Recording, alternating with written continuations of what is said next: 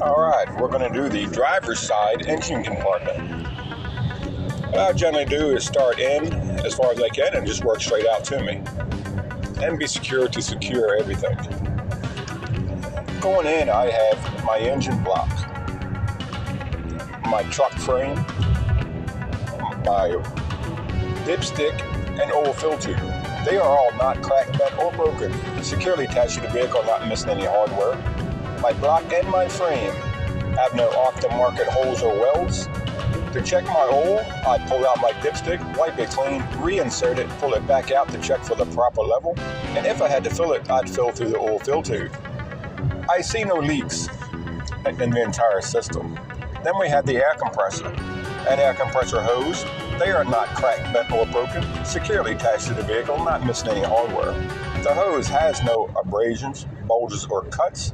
It is gear driven, and I hear no leaks to this entire system. That is my air compressor.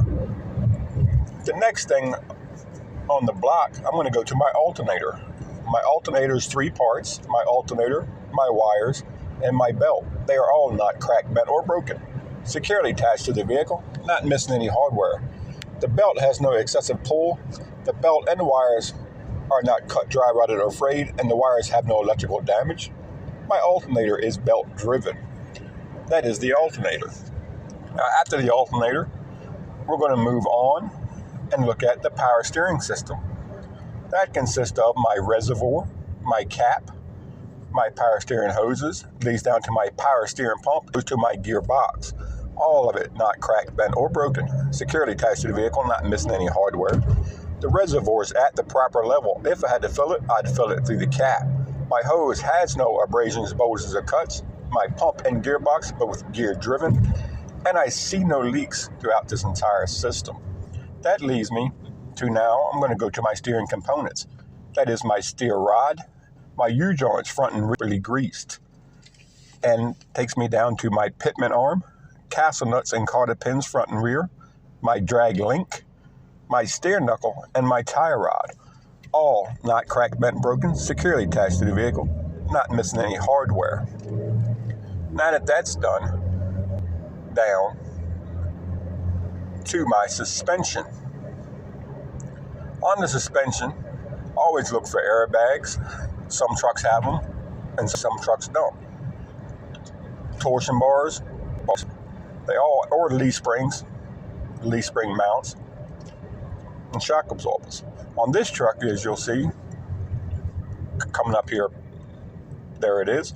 My suspension consists of my leaf spring mounts front and rear, my U-bolts, and a shock absorber. They're all not cracked, bent, or broken, securely attached to the vehicle, not missing any hardware. The leaf spring cannot have more than 25% missing or damage, or I'd put this tractor out of service, and I see no leaks in the shock absorber. If you do have an airbag, mention the airbag and mention it has no abrasions, bulges, or cuts, and that you hear no leaks. Now, once we've done the suspension, we're going to move on to our outer brakes. Our outer brakes will consist of 5 parts. It is my hose, my chamber, my locking ring, slack adjuster, and push rod. They are all not cracked, bent, or broken, securely attached to the vehicle, not missing any hardware. My hose has no abrasions, bulges, or cuts. My slack adjuster sits at a 90-degree angle. My push rod has no more than 1 inch of free play, with my tires chocked and my brakes off. And I hear no leaks through that entire system, because air does pass through. Once we've done the outer brakes, we're going to move on to the inner brakes. The inner brakes consist of 3 parts: my lining, my drum, and my brake pads. All not cracked, bent, broken, securely attached to the vehicle, not missing any hardware.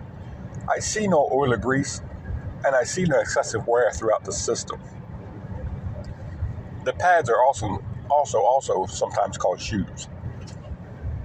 Once we've done the inner brakes, we're going to move to my steer tire.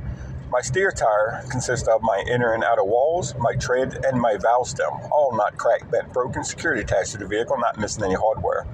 They have no abrasions, bulges, or cuts. These tires can be no less than 4/32 in tread depth. I checked with a tread depth gauge.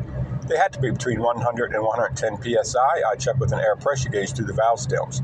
These tires cannot be recapped, retreaded, or mismatched. Then I hear no leaks. Then we'll move on to the rim, lug nuts, hub seal cap, all not cracked, bent, or broken, security attached to the vehicle, not missing any hardware.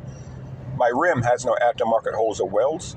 Lug nuts are all present with no running rust to indicate a loose nut. Hub seal and hub seal cap, I see no leaks. And if I had to fill it, I'd fill it through the cap. And that is the engine compartment on the driver's side, pre-trip inspection.